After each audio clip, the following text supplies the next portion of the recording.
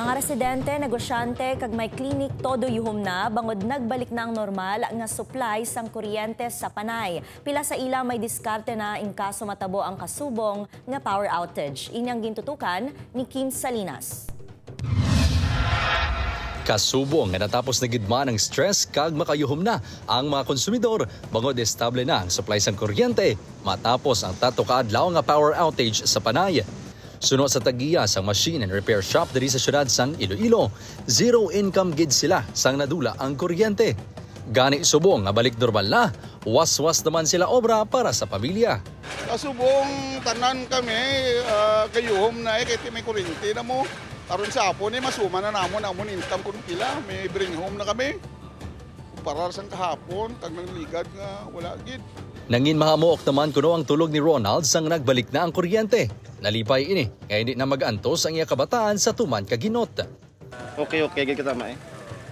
Mas mayo gid ang may kuryente. Kaya makaulag ang sakto mo. Mapakita ka kwarta yung sakto nga ano eh, panggawiin nga no. Tama kataway.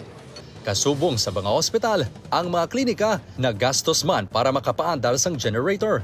Bisan pa may kuryente na, nagkakabalaka sa gihapon ang pila ka staff nga base liwat nga magluntad ang power outage. Di na siya tani magliwat kay dako gid ang perwisyo sa mga tawo. Ang power outage nga to is daw dako gid ang na-affect kay ang mga pasyente nagamay. Nagbalik ang asma ko tungod sa burnout. Ang baho sang gasolina.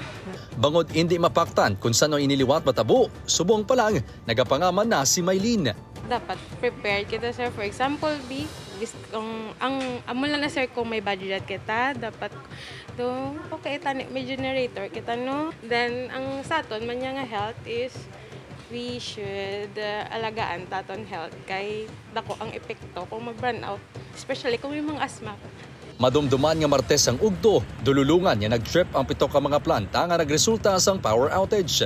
Samtang amat-amat nga ginahulat nga mag-stabilize ang supply sang kuryente, nagpatigayon sang manual load dropping ang mga distribution utility tubtob alauna Biyernes sang kaagahon.